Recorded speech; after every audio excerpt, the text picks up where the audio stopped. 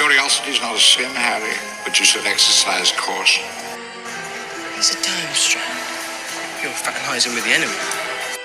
There's the Cruciatus curse. And we'll celebrate a boy who was kind and honest and brave and true, right to the very end. Hey everyone, welcome to Hogwarts, a podcast.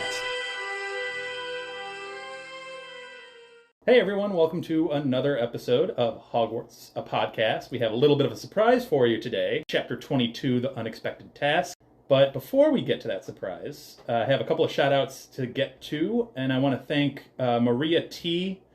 We've thanked her a couple of times on this podcast, but at Maria Tedoja _ she was spreading some love about the podcast on Twitter, which we really, really appreciate. She reached out and said that this was the best podcast in her opinion.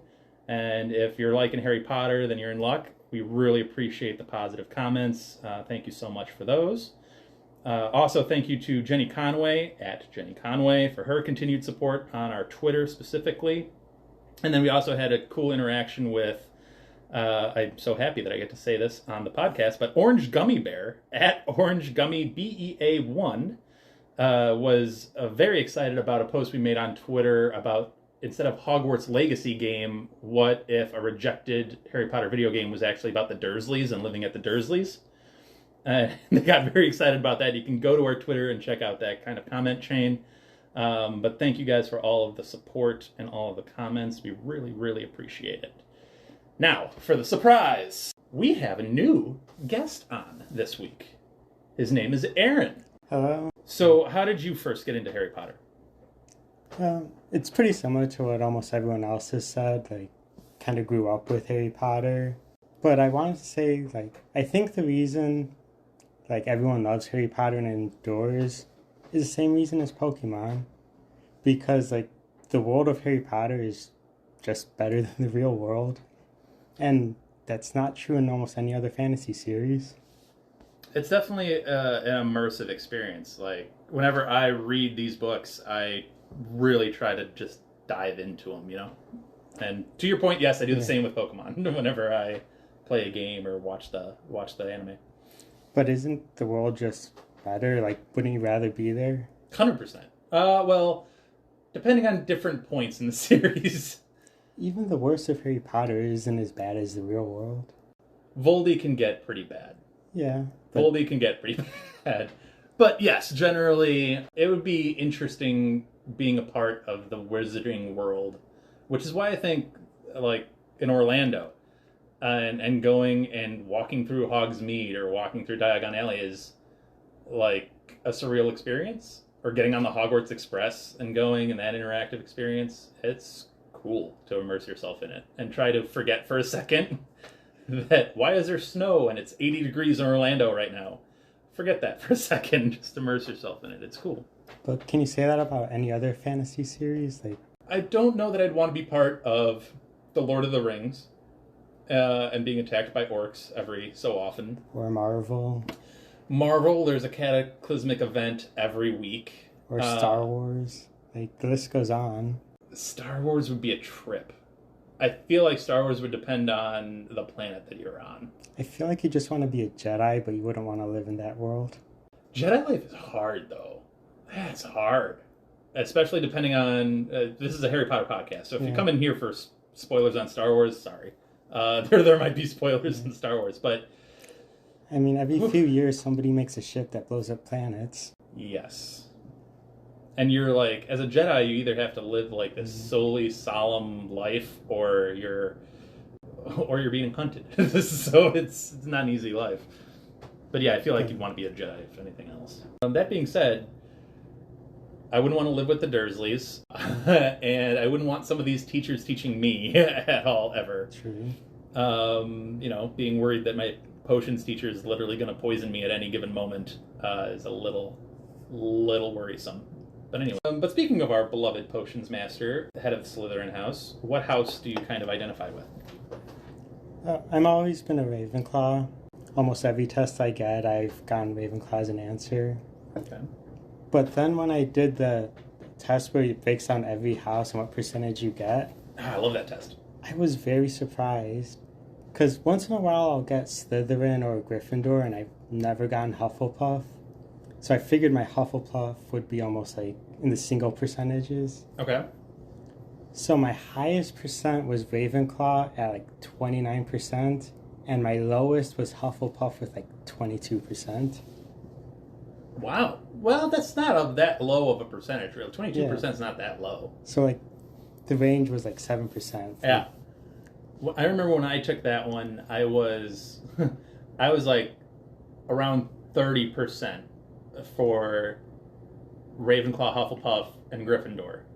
Actually, it was in this order. It was Hufflepuff top, then Ravenclaw, then Gryffindor, and then like literally in a single percentile was Slytherin. It was like maybe 7% or lower. And I wasn't trying to do that because you can manipulate those tests sometimes. I wasn't trying to, but yeah. So you're identifying as a Ravenclaw then? Yes. Any specific reasons why you kind of picked that one, or was it just the test specifically? I always thought I'd like to think things out and be logical about everything, so I thought it fit too. Fair enough. So for today's episode, Chapter 22, The Unexpected Task. So we get kind of a curveball thrown at Harry in this chapter. Honestly, it's a very straightforward chapter. We get this information about the Yule Ball, and then the rest of the chapter is essentially dealing with the fallout from that announcement, and Harry scrambling to figure out how he's going to actually find a date to the Yule Ball. So it starts in McGonagall's classroom, and I like that McGonagall is the one to drop this information, because she seems like the antithetical person to be talking about the Yule Ball, but here we are.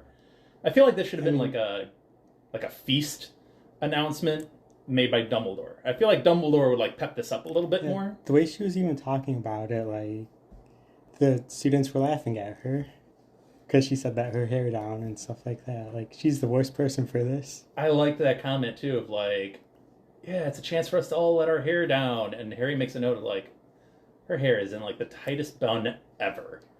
It seems as though she's never let her hair down in any circumstance. Yeah. So she does drop some info on us, which is good, because as much as I have read this book, I didn't remember some of these. Only 4th years and above are allowed to go to this thing. That's a little unfair. Like, half the school is never going to get to go to the Yule Ball. Yeah, it is it's a little unfair. It's almost like taking the Hogsmeade ban for like 1st and 2nd years and like just upping this by 100. However, you can invite younger students, which I never thought about this until I read that, but that's a little weird, right? I think it's more for like fourth years inviting like 3rd years. And not like maybe 6 the years second year, yeah. inviting, because then the age gaps start to get weird. So you can invite younger students. The dance itself is from 8 p.m. to midnight on Christmas Day in the Great Hall. And champions and their partners open the ball, which McGonagall tells Harry in a little side conversation. It's like, just FYI, you're really going to have a partner. Go get a partner. No. I'm telling you now, go get a partner. He's like, I don't want to dance. I don't dance. You are. He thinks it's harder than the Hungarian horntail. I get that anxiety. I do. You're wrong. It's not. Yeah, you're definitely wrong. But I see get where he's coming from. I definitely see where he's coming from, yeah. So during this whole thing, we have Lavender and Parvati looking at Harry and kind of giggling the entire time. And then you have this great comment by Harry who's like, I never noticed how many girls actually go to Hogwarts. Which you think would not be like a bad thing. In your circumstances, is a good thing. And he's the champion. I do like Ron as the hype man. Being like, you're fine. You're the champ. You just beat a dragon. You're good. You're good, man. Well, he has to be after how he acted. That's very true.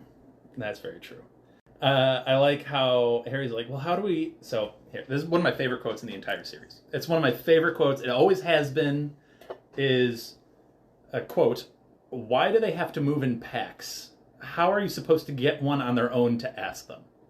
I've always loved this quote. It's so true. Especially at that age, I definitely feel that. Oh, I feel that. Oh. And then Ron's like, well, lasso one? Which if there's a tone that can be set for Ron over the next couple of chapters, this is essentially it. Yeah. But no, I love that quote. It just makes me laugh every time. But that being said, Harry does have his pick. He had a third-year girl, a second-year girl, and a fifth-year girl all come up and ask him out to the Yule Ball, which, just time out for a second, that's awesome that you had, well, speaking as a guy, having girls come up and ask you out, totally fine. That's great. Love it. Ego boost. Awesome. But really, why do they want to ask him? They want the attention. They want the attention. He is the champion, and by the way, he's Harry Potter. Fair, and Harry's right to put that together. But if you're a second or a third-year girl, like I get the fifth-year girl being like, I'm shooting my shot, whatever, fine.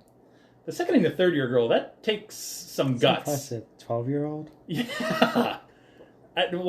Who either that second year is really confident, or someone got in her ear and was like, no, you need to do this. Like, shoot your shot. Yeah. Like, do it. But still, impressive nonetheless. I mean, we're sitting here talking about trying to get a girl on her own to ask her, and there's this 12-year-old girl being like, I'm shooting my shot. Here it is. It's great.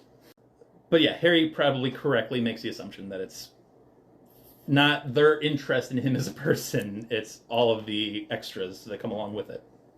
As opposed to Harry's awkwardness through this, we get Fred coming into the common room late at night, one of these nights, and he's like, hey, do you guys have a date to the ball yet? And they're like, no, we don't. What about you? He's like, oh yeah, I'm going with Angelina. Really? How'd you ask her? That's a good point. Angelina! Ball with me? Sweet, that's how it's done, guys. That's how it's done. And it's amazing it worked. Exactly how he wanted it to. Fred is like, he's the goal. Like that unbelievable confidence right there. I mean, the twins are probably my favorite characters in the whole series. And you know what? Not a lot of people are going to fight you on that. I mean, and this is such a stellar example. Like, that's like a dream scenario. That never happens in real life. No. Ever. And Angelina, she put her name in for the Triwizard Tournament. She's a Quidditch player herself. She's obviously an older student. Like, she's popular. She's a well-established, not only character in this series, but, she's got a lot going for her, let's say.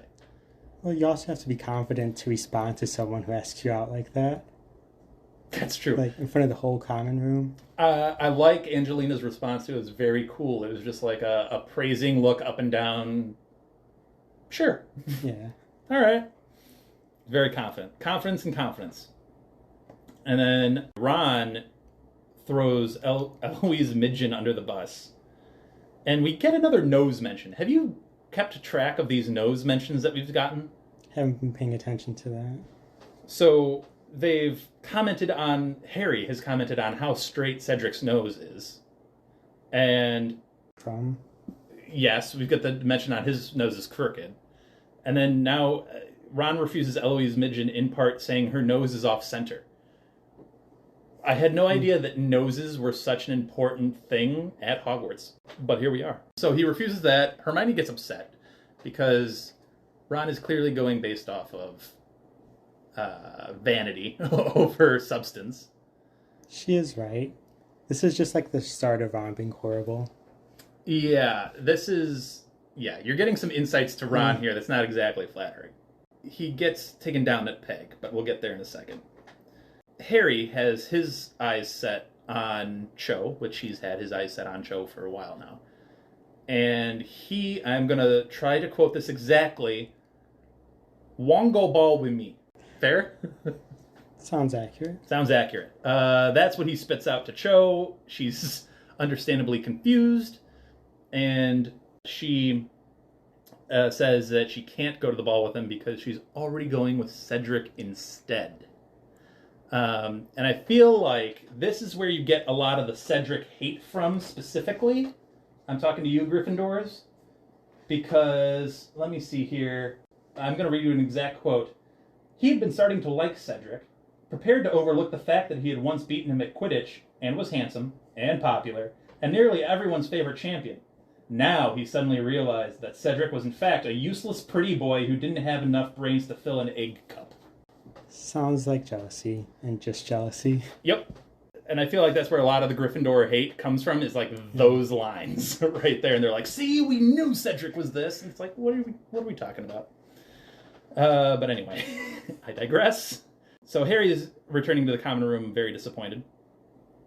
And we learn a couple of other things. We learn that Harry was trying to ask Cho to the dance, Ron asked Fleur, sort of. Kind of yelled stuff at her and then regretted it immediately and ran off. Great, like the exact opposite of Fred, which is great. And he chose to do it in front of like literally everyone. I don't know that would have been my approach. No. With Fleur. Granted, how are you going to get Fleur on her own to ask her?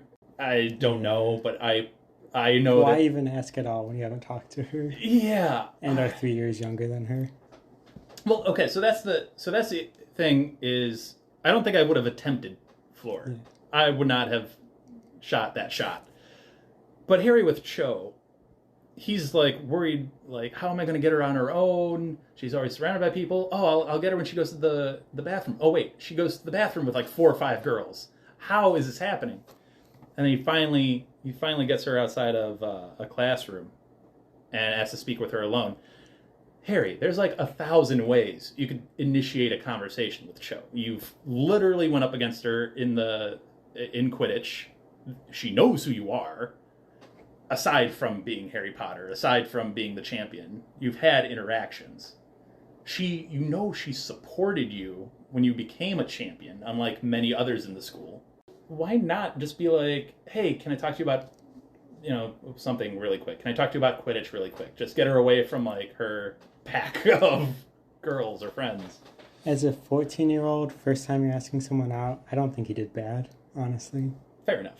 No, he ended up doing quite well. It's just the whole anxious lead up to it. Yeah. I'm like, there's ways, but yes, you're right. I'm saying this now as a more mature adult. As a 14-year-old, I'd probably be going through the same stuff that Harry is. You're right. He probably did better than I would have at that age. Agreed. Yeah, no, I would probably have done much worse. So, how would you have asked? You said you wouldn't have asked Fleur at all. You wouldn't have shot that shot. Why even bother? Like, you don't even know her. Fair enough. I do like, aside from all of this Ron asking Fleur news, we get some information about Hermione. We get that Neville asked Hermione to the dance. And in a very sweetheart way. Like, oh, she's very nice to me. She's always helped me out with stuff. And Hermione rejected him. And Ron did not take that very well, which annoyed Ginny, who's patting his arm, consoling him. I mean, he made fun of Neville when he asked someone and ran. Yeah, which Ginny calls him out on quick when Hermione entered the room. Like, they're all laughing about Neville and that how that kind of fell through. And, oh, who would go with Neville? Ha, ha, ha, ha, ha. Hermione comes in. Oh, yeah, they're talking about how they both got rejected. Shuts him up really quick. At least Harry wasn't being mean about it, but Ron had no leg to stand on. Right. Yeah. So we find out that Hermione supposedly has been asked by someone and refuses to tell the boys who, because Ron's being, let's say, not so nice. But he does realize that Hermione, in fact, is a girl. Oh, so you're going with one of us, Yeah, right? You're going with one of us, right? And Hermione again tells him, like, no, I'm going with someone. I'm already taken. Because someone, unlike you, figured out that I am actually eligible to be asked to this thing. Yeah, Ron's struggling in this moment. It's one of his worst moments. It's not great. Yeah. Like, all the way around, it's like asking Fleur, completely whiffing on the fact that Hermione is indeed a female that he can ask, making fun of Neville. How he evaluated all the other girls. Yeah. It's not great. And Harry is at least coming at this from... He's young and immature. Young and immature. Ron's almost coming at it from, like, a mean way. Maybe he should really get some... Maybe he should have written to, like, Bill and Charlie and gotten some brotherly advice on how to do this? Even Fred. Or Fred and George on like, hey, tips, pointers, like what do you got? Hell, even Ginny could probably give him some pointers, because Ginny seems much more mature in this scene, especially as she's consoling Ron over that absurdity. Like, she's keeping it together, she's not laughing at him, until he starts being more of a jerk, and then she's like, fine, gloves off, here's what I really think. And then they ask Ginny, it's like, well, you can go with Harry at least. And she gets really embarrassed, and she's like, actually, I'm also going with someone, and that someone is Neville. So I'm kind of surprised that as soon as the Yule Ball got announced, that she just didn't spend every second she could hanging out with Ron, so she could be with Harry and get asked. Yeah. I mean, you could tell by how she reacts to him asking Cho that she wanted to be asked by him. Yep. Yeah, she was like smiling at, Ron's story or whatever, and then Harry's like, oh yeah, I asked Cho, and it... Smile is gone. Smile is immediately erased off of her face. It's one of these things where it's like, she clearly wants to go with Harry. But I think she's reading the room, and is like, Harry does not want to go with me. He does not think of me that way, so... She still has a great in with her brother, though. That's true. That's true.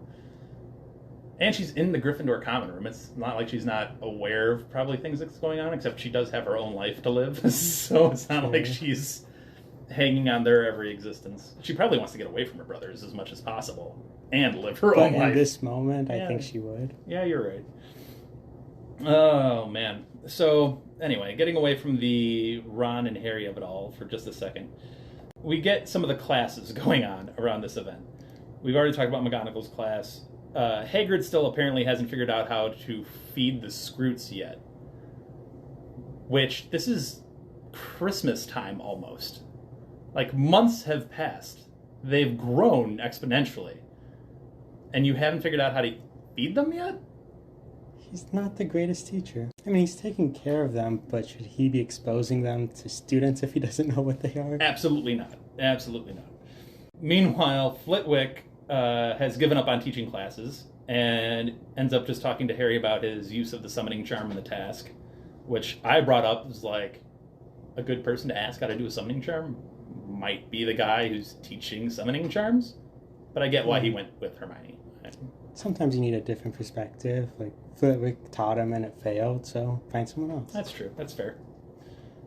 Cedric, Harry assumes, told Hufflepuff to leave Harry alone, and you see he's noticed fewer and fewer support Cedric badges around the school. I think it's something Cedric would do in general. Like, I don't think he would ever push the, like, he's the true champion narrative.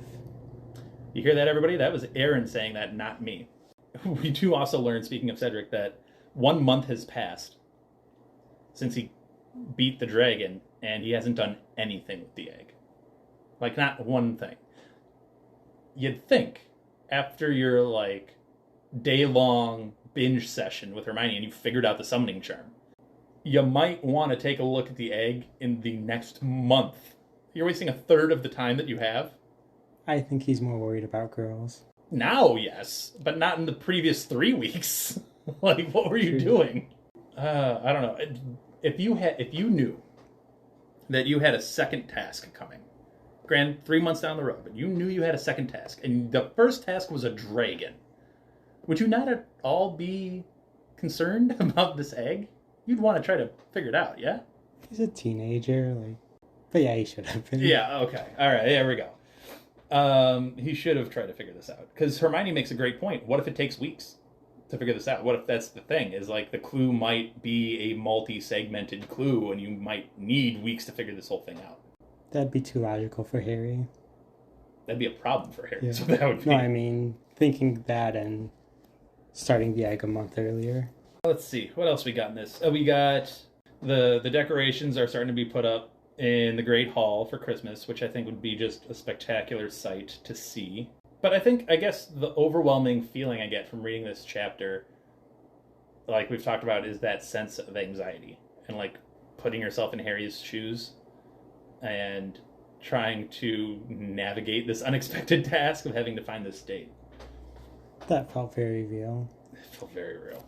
But getting back to the decorations, I just thought, I really hope there's Christmas in the Hogwarts Legacy game. That'd be cool to see. Any holiday. Does it follow like a time? I'm not sure. I've been staying away from it as much as I can. I have too, honestly. We will here at Hogwarts Podcast get into Hogwarts Legacy, the game, and whether it's through some live streaming on Instagram or posting about it on Twitter or talking about it on the podcast, we'll find some way to communicate our experience to you guys, but let us know if you've played the game already or are excited about playing the game. We'll probably get to it hopefully soon, but we'll see. You have anything else for the non-spoilers? No, that's it. So, I have been promised some very hot takes from Aaron in our spoiler section. He's got some... He's going to come at me. He's going to come at Anna. So stick around for the spoiler section, and he'll give us some of his thoughts on some of the other episodes. Also, I have another note. Kill the stag!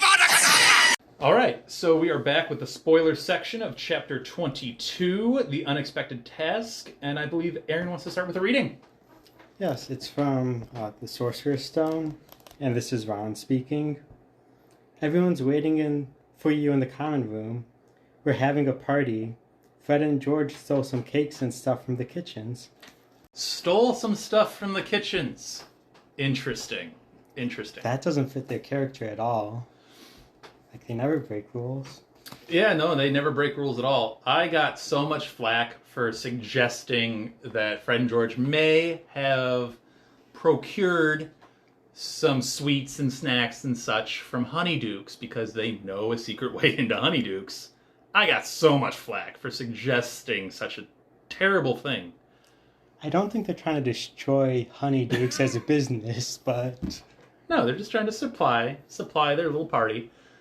No, you just read a direct quote with the word stole in it, and we've had a recent quote in the book about Ron saying that they nicked some stuff from the kitchens for Harry's quote-unquote surprise party. And now I do understand that them stealing stuff from the kitchens is a little misleading, given that all they have to do is show up at the kitchens and they will get just thrown food and drinks. True. I get that, but still, It's who they are. They're a little mischievous, and they don't exactly play by the rules all the time. Did Filch give him a toilet seat to give Harry at the end of the Sorcerer's Stone? Or did they vandalize and steal the seat? I was going to say, that's straight up vandalism. That's straight up destruction of property. Which arguably is worse? I don't know. It's a good point. I'm glad you started out with that reading. It's boosting me up before I'm sure you rip me down here with a couple of other topics you want to talk about. Before we get to those, though, I did want to bring up from this chapter specifically, because this is a spoiler section, we know that Fleur ends up marrying Bill Weasley. Do you think Fleur, at any point in time, brings up the fact that Ron asked her out this way and then ran off? I don't think she does, because I don't think she remembers. I think everyone else brings it up. That's a fair point. That's actually a really good point. I agree with you. I don't think Flora would remember this instance, because, let's be real, she probably has, 10 guys at Hogwarts doing this a day. Wasn't the only time it happened to her. Probably not the only time. But if I was Harry, or if I was Ginny, if I'm Ginny, I'm bringing this up every chance I get. Every time I'm in the same room as Ron. But... So, do you think she was actually using Velar Charm and he got hit with it? Oh, on Diggory? Because she was talking to Diggory at the time. Do you think she even has that? She's part Velar. I don't know that she can turn it on, turn it off, like it's a light switch. I don't know about that. I don't know that she's turning on the charm for Diggory. I think that's more of a Harry being upset kind of thing. But they seem to have just a regular, cordial, I don't know if I want to say friendship, but relationship, her and Diggory. I mean, she was probably Respect, maybe? trying to get him to ask her out. I don't know. Maybe. Okay. This is me being biased again towards Cedric. But if that is the case, And she was turning on the charms on Cedric. Cedric clearly did not fall for it. He might have already asked Cho at that point.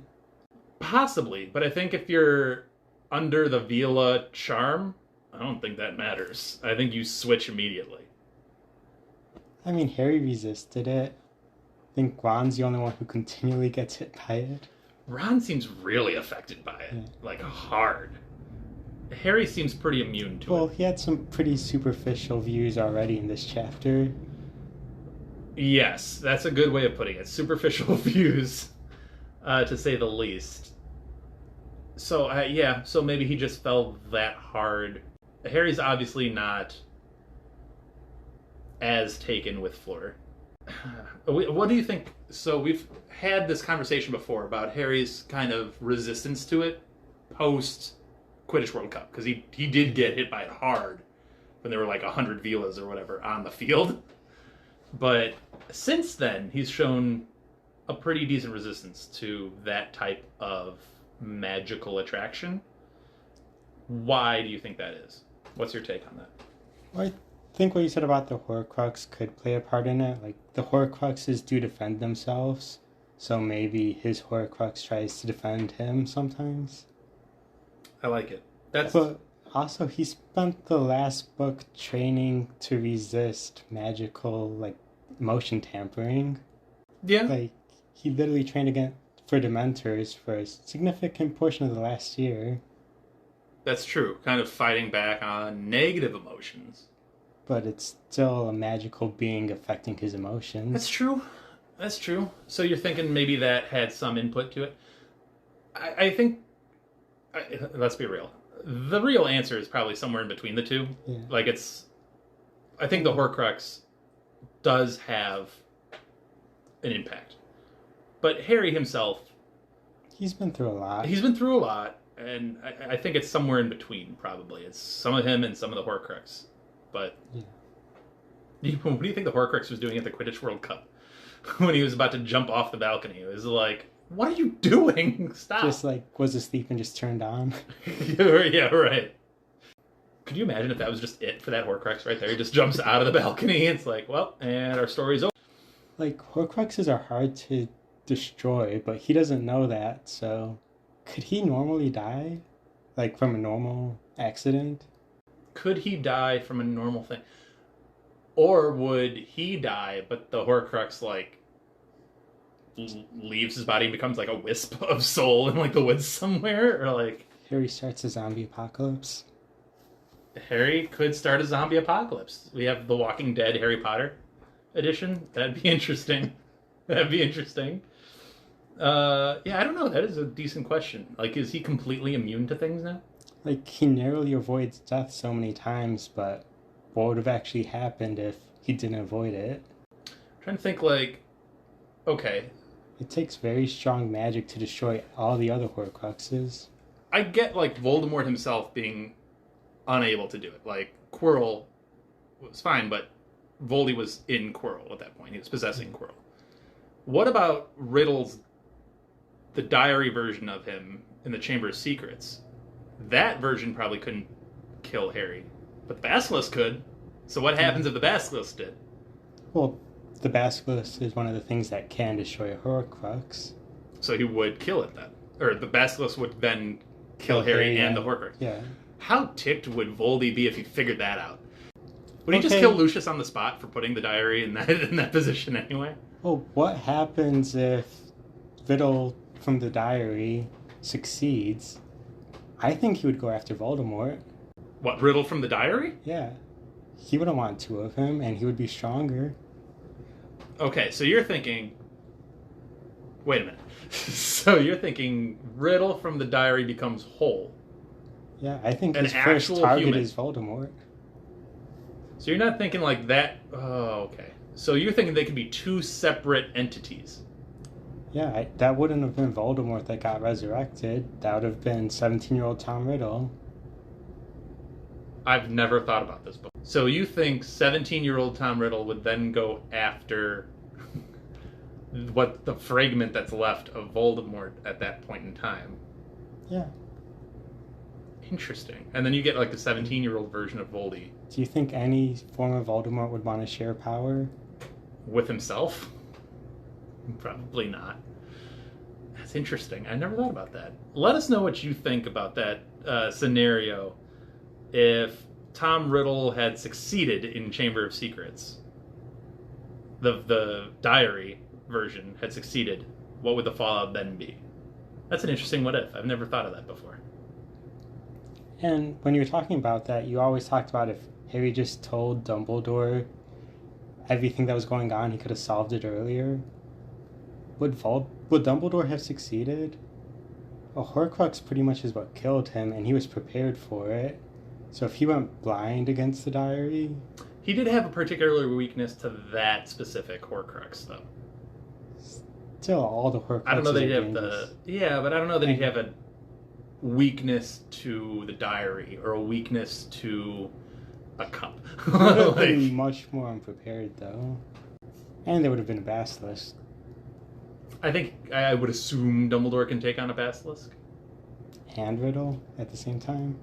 Riddle. I mean, he could definitely take 17-year-old Riddle by himself. Yes. But Especially with the version of Riddle that was the not fully back 17-year-old. I don't think that would concern Dumbledore all that much.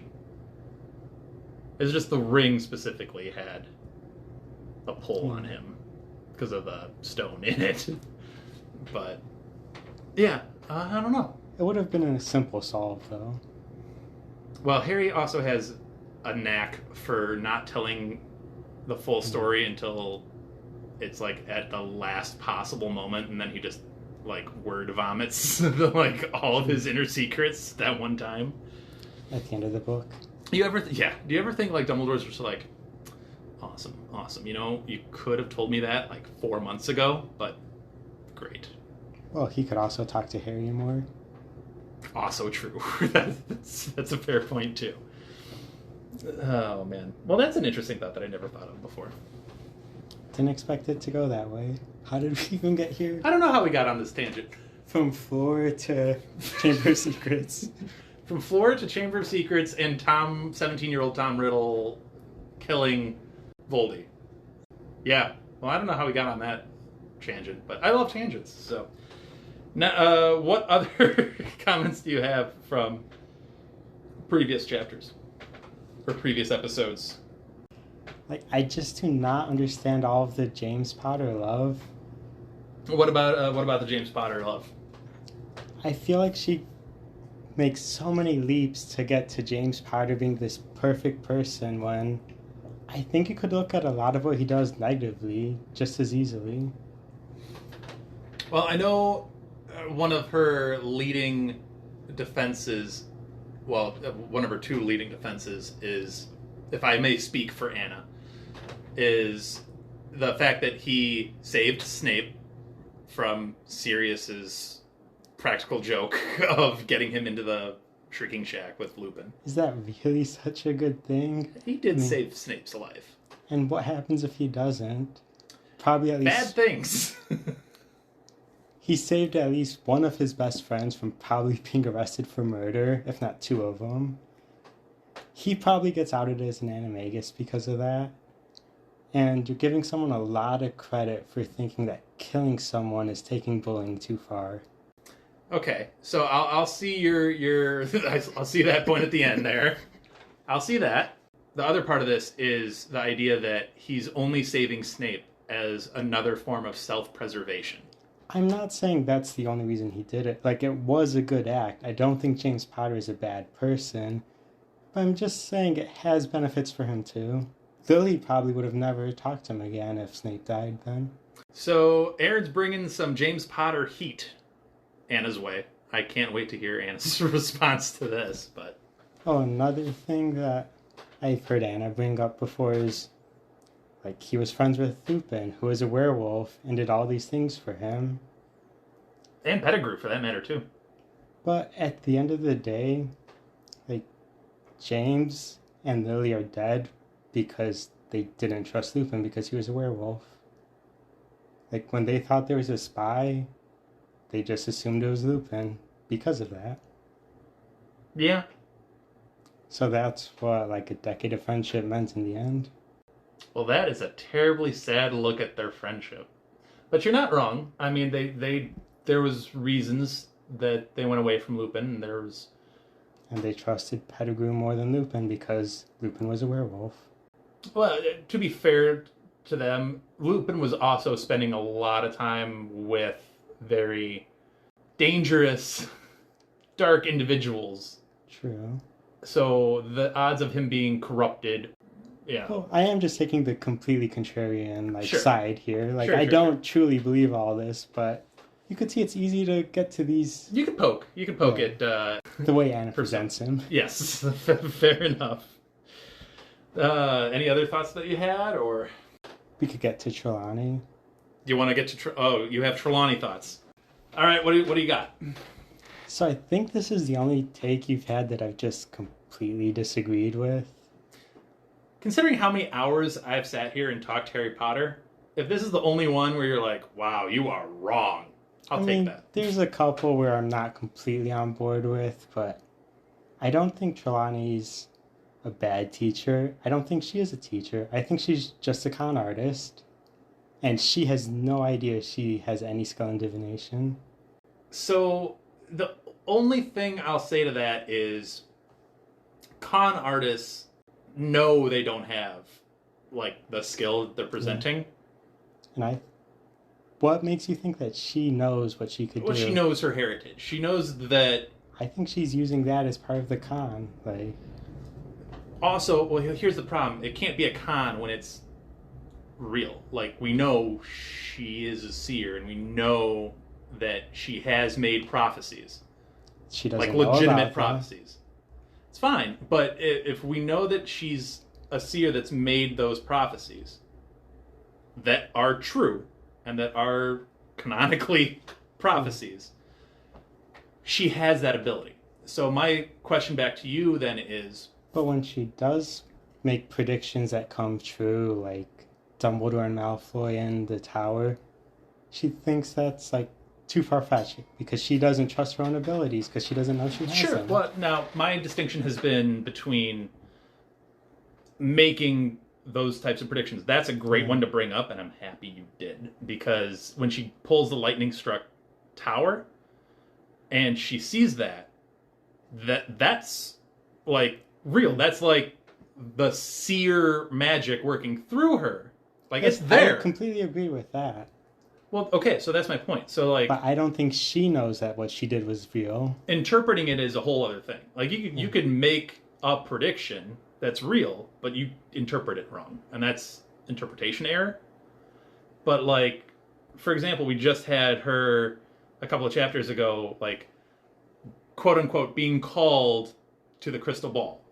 And, like, seeing death in the crystal ball. She sees that. If we're interpreting that as to be true, that she was called to the crystal ball and that she saw death in the crystal ball, that's true. She interpreted it wrong in that she thought that meant Harry. It meant Cedric, but... Yeah. I feel like she thinks she's just making random stuff up, but her power is actually so strong. What she thinks she's making up is actually her gift telling her these things. I 100% agree that she interprets a lot wrong. But she's making some real prophecies and some real accurate predictions. I don't think she knows she's doing it. I think she's trying to put on a show so she could keep a cushy job. I'm so glad you said put on a show. I am so prepared for that comment. Let me tell you about Hogwarts teachers that make a show, okay? Hagrid, teaching third years about a hippogriff in his first lesson to third years. McGonagall, animagus transformation. Ta-da! Applause for me, please. Lupin, go with Boggarts for the first lesson of third year. Boggarts, what are Boggarts? They show you your fear, your true fear. That's not traumatizing to children. Moody, showing unforgivable curses in the first year and putting them on the students. Snape, seriously questioned whether he actually might poison students. What are we talking about? Oh, I'm not saying they don't all put on a show, but I just think she's putting on a show to keep her job, while I think they're putting on a show to try to do a good job. They're failing horribly at it. Well, I think they want the students' attention, but I think she's trying to put on a show that she's actually what she says she is. The only teacher that I didn't mention there was Flitwick. Is Flitwick the only like legitimate? Like, but okay, McGonagall, she got the students' attention. Yeah, because as much as we like to think of her as this like, oh, she doesn't let her hair down very much at all. She is flashy in ways. Yeah. She likes to show off in ways. So the idea like Trelawney is the only one that likes to make an impression on students, that's not true. But I think that's the only thing she's trying to do, and she's not actually trying to teach. She's just trying to look good enough to keep the job. I would teach her class differently. That is true. But honestly, like Jen and I talked about a couple chapters ago, you can make a real good argument for about firing half of the Hogwarts staff. Oh, yeah, definitely. And another thing you talk about is all the disrespect just because they don't believe in her subject. But who disrespects, who was it, Friends, who replaces her? It's Friends. Nobody disrespects him. Like, nobody takes the Hall of Prophecy lightly.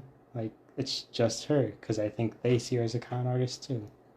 They view her as a fraud.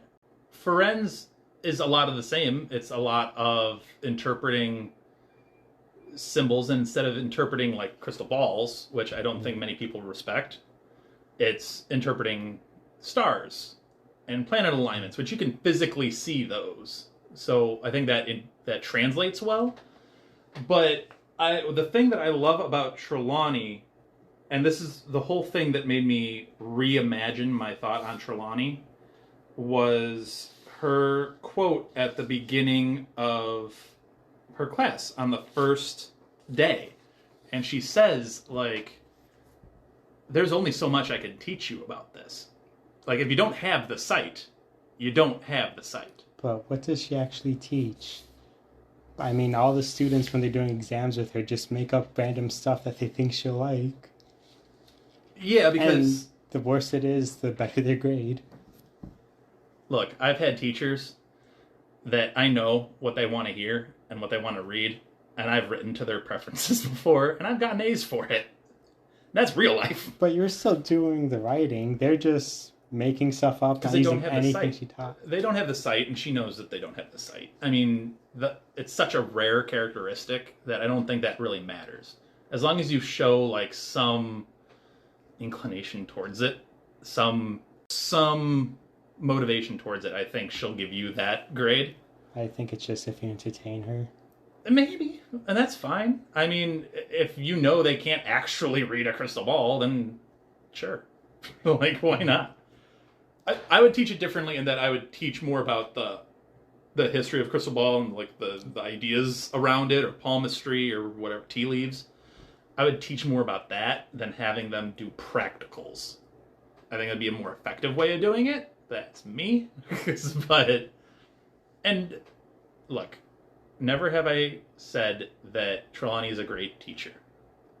I'm just saying a lot of the flack towards her is a little unfair, given that literally she said right out the gate, her first words were, "You might not get this." But I honestly don't think she believes she has the sight. I think she just used her grandma's name to get a job. Because she's never aware of anything she predicts right, and when she does predict something right, she dismisses it, or someone has to point it out that it's part right. of that might be on society, because they view her as a fraud, or they view the whole subject of divination as a giant fraud of magic, because it happens so infrequently, and it happens so rarely that you have to physically witness it to believe it, and not many people are there to physically witness it. Especially with Trelawney, because she keeps herself up in her tower all the time. But that's for true prophecies. But when she makes a prediction that's right, she doesn't believe it, or it has to be pointed out to her when it's actually right. So I think she's just making stuff up, and her power is making her make a correct prediction, but she doesn't know. And I think that's partially everybody else telling her, "You're wrong, you're wrong, you're a fraud, you're a fraud, you're a joke, what are you doing, what are you..." So, no, she might not necessarily have that belief in herself. And Look at her own staff members that are surrounding her. They all think she's a fraud, and her branch of magic is a joke. That's why she doesn't ever come down to like. I think they think she's a joke, but I don't think they think her branch is. I think they think divination is a joke. Oh, and my hot take about this. Uh-oh. Her predicting students' deaths every year, like, it's probably, well, could be the single worst thing a Hogwarts teacher has done as a teacher. That's a big statement. I mean, I think you get into some gray area with Umbridge. Who actually physically tortured students? Not just threatened to like Snape. She actually did it. But just think about what happens in the real world when, like, a doctor incorrectly gives someone a terminal diagnosis. Those patients are immediately met with counselors and all of that, and it still ruins their lives a lot of the time. And these are adults who have, like, support systems. It's fair. Do you want to get really dark with it? Sure. Like, can you imagine if she had a student like Moaning Myrtle and predicted her death? And then, like, at a particularly dark moment, Moaning Myrtle thought, well, I already know it's not going to get better, so why wait? Like, that's why I'm saying it could be worse than what Umbridge did. Well, let me flip this around on you on another teacher, Lupin with the Bogarts. That can go horribly, horribly wrong. Real quick. It worked out for him, because everybody wants Lupin to be a perfect, wonderful character and a teacher, and great. But in a different version of this book, that goes really badly. It does. Showing students, like, their worst fears could go really wrong. Like, and especially with no prep, you don't know what these kids have been through. You don't know, like, you don't know. That could go real bad. So... I just wonder if maybe Lupin was practicing Obliviate before the class. Maybe that was his answer this entire time. He's like, you know, that Lockhart did have one thing going for him, that one spell. And then you have literally Moody Crouch. You have Crouch putting on unforgivable... They're literally called unforgivable curses that have you go one-way ticket to Azkaban. He's doing them in a classroom. So they could be protected against them. I mean... They're unforgivable curses. I'm not protecting the... Like, all the teachers do some pretty bad things, but I just think, like... If she predicts the wrong death, it could do some serious damage to someone. I think you just described the entirety of the nature of Hogwarts, in that something can go really, really wrong real quickly at any given point in time in any of these classrooms.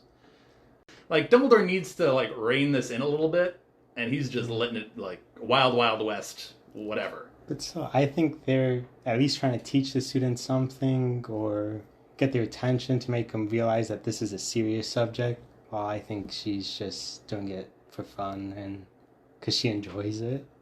I don't know. I think...